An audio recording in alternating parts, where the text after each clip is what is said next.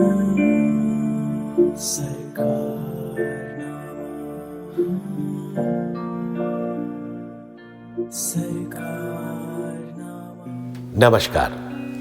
पुरुष में थोड़ी सी पशुता होती है जिसे वो इरादा करके भी हटा नहीं सकता। वही पशुता उसे पुरुष बनाती है। विकास के क्रम से वो स्त्री से पीछे है। जिस दिन वो पूर्ण विकास को पहुंचेगा वो भी स्त्री हो जाएगा। वात्सल्य, स्नेह, कोमलता, दया, इन्हीं आधारों पर यह सृष्टि थमी हुई है और ये स्त्रियों के गुण हैं। ये महान शब्द है महानतम लेखकों में से एक मुंशी प्रेमचंद के। 1932 में आए उपन्यास में मुंशी प्रेमचंद ने महिला के आध्यात्मिक और मानसिक विकास के बारे में कितनी खूबसूरती से लिखा है। 1870 के आसपास एक शब्द तेजी से पश्चिमी देशों में अपनी जगह बना रहा था, फेमिनिज्म। काफी हद तक नारीवाद के करीब इस शब्द को महसूस किया जा सकता है। फेमिनिज्म शब्द को महिलाओं की आजादी से जोड़ा जा रहा था और धीरे धीरे इन महिलाओं के अधिकारों का प्रतिनिधि बन गया। नारी शिक्षा, उसके बाद बराबरी के अधिकार, वोटिंग जैसे अधिकारों की मांग उठने लगी। 1893 में न्यूजीलैंड में पहली बार महिलाओं को वोटिंग का अधिकार दिया गया। यहां मैं आपको बता दूं कि अमेरिका जैसी सबसे पुरानी डेमोक्रेसी में आजादी के 100 साल बाद भी महिलाओं को वोटिंग का अधिकार नहीं था। लेकिन आज हम ये सब बातें क्यों कर रहे हैं? इसकी वजह है पिछले कुछ सालों में फेमिनिज्म का एक ऐसा रूप सामने आया है जिसको देखकर लगता है कि भारत में महिला अधिकारों, शक्तियों और बराबरी नया फैशन हो। ये सोचना बचकानी बात है कि भारतीय संस्कृति में हमेशा से ही महिलाओं को सेकंड ग्रेड माना गया है। भारत के इतिहास से भी पहले यहाँ देवियों, प्रकृति और शक्ति को सबसे ऊंचा स्थान दिया गया। प्रकृति को मां माना गया, वेदों में उसकी पूजा की गई, देवियों को समृद्धि का कारक बताया गया, अधिकारों की बात की गई। यानी भारतीय संस्कृति में फेमिनिज्म शायद बिल्कुल शुरुआत से ही है। रात्रि विअख्यत आयति पुरुत्रा देवी अक्षभि विश्वा अधिश्रिय अधित। ऋग्वेद के 10वें मंडल के 127वें सूक्त का ये पहला मंत्र है। इस मंत्र की दो खास बातें हैं। पहले इसका मतलब समझ लेते हैं। आती हुई रात्रि देवी नेत्र जैसे नक्षत्रों के साथ अपने को विशेष रूप से दर्शाती है, सारी शोभाओं को अपने में धारण करती है। इस मंत्र को लिखने वाले रचनाकार ऋषि कुशिक, सौभरो, रात्रिर्वा भरद्वाजी है। रात्रिर्वा भरद्वाजी यानी एक महिला का भी नाम इसकी रचना करने वाले ऋषियों में है। इस मंत्र की दूसरी खास बात यह है कि इसमें रात को एक स्त्री की तरह बताया गया है। खुद पश्चिमी इतिहासकार मानते हैं वेदों की रचना 5 से 10,000 साल पहले हुई थी। यानी हजारों साल पहले भारत में महिलाएं न सिर्फ शिक्षा दे रही थी बल्कि रचनाएं भी कर रही थी। उनकी रचनाओं को वेद में शामिल भी किया गया। अब इसी सूक्त का चौथा मंत्र सुनिए। साना अद्य यस्या वयम नीते यामन अविक्षमहि वृक्षण वसतिम वया।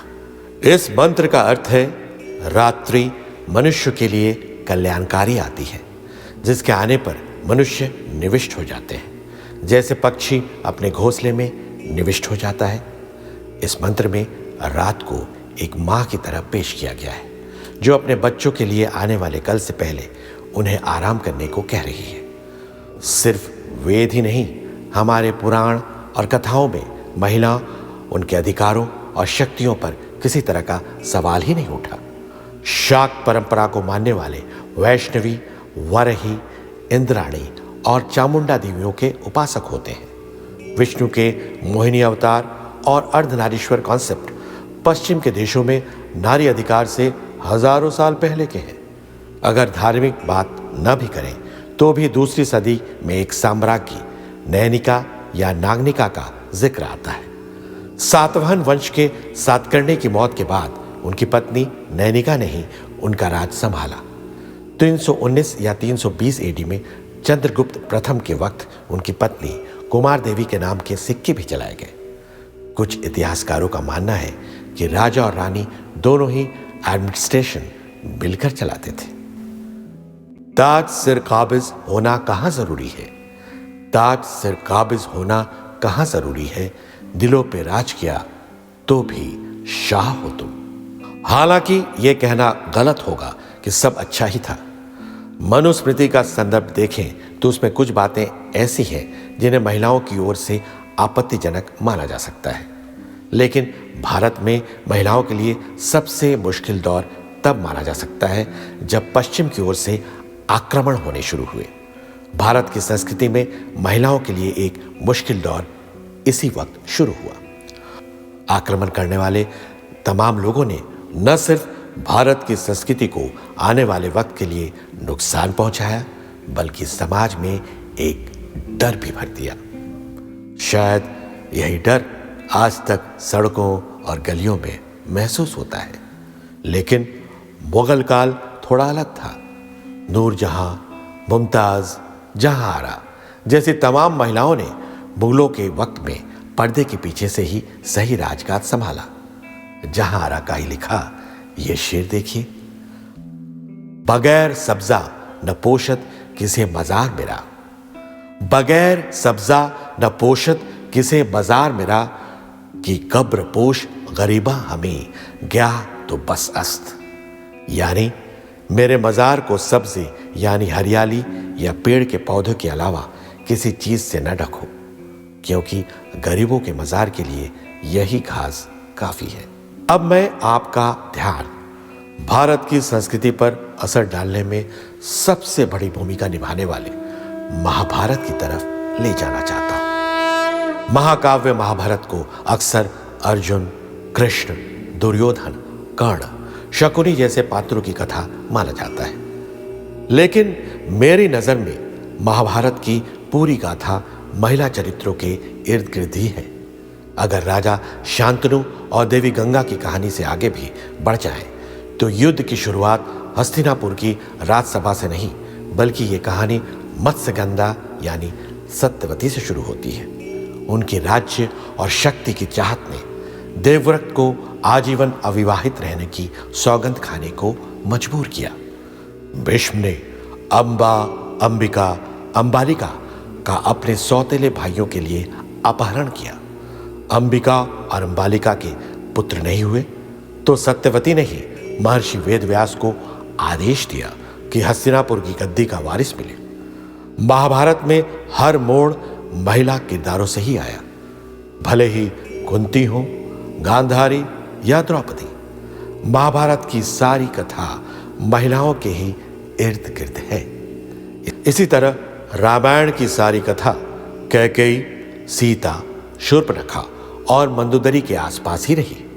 यही नहीं, आधुनिक भारत की आजादी की लड़ाई की शिला भी एनी बेसेंट ने ही रखी थी। बाद में ये इमारत और बड़ी होती गई। एक एक नाम लेंगे तो बात शायद कभी खत्म ही ना हो। लेकिन मैं सिर्फ एक बात समझाना चाह रहा था। फेमिनिज्म वेस्ट की देन नहीं है और न ही यह भारतीय संस्कृति में नई चीज है। लेकिन कुछ सेंचुरीज से शायद पॉलिटिकल और पावर गेम्स में महिलाओं को खास तौर पर निशाना बनाया गया है। इसका इलाज भी भारतीय संस्कृति में ही मिलेगा। जरूरत है अपने आईने में अपना चेहरा गौर से देखने की। अमेरिकी कविता जगत में एमिली डिकिंसन सबसे महान कवित्री मानी जाती है। जाते जाते एमिली डिकिंसन की बेहद खूबसूरत कविता, जिसमें वो उम्मीद को एक एक पंछी की तरह देखती है। Hope is the thing with feathers that perches in the soul and sings the tune without the words and never stops at all. And sweetest in the gale is heard, and so must be the storm that could abash the little bird that kept so many warm. I've heard it in the chillest land and on the strangest sea, yet never in extremity it asked a crumb of me. Happy International Women's Day.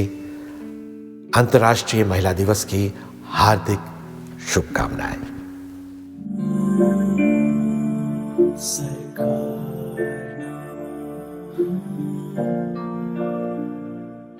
सरकार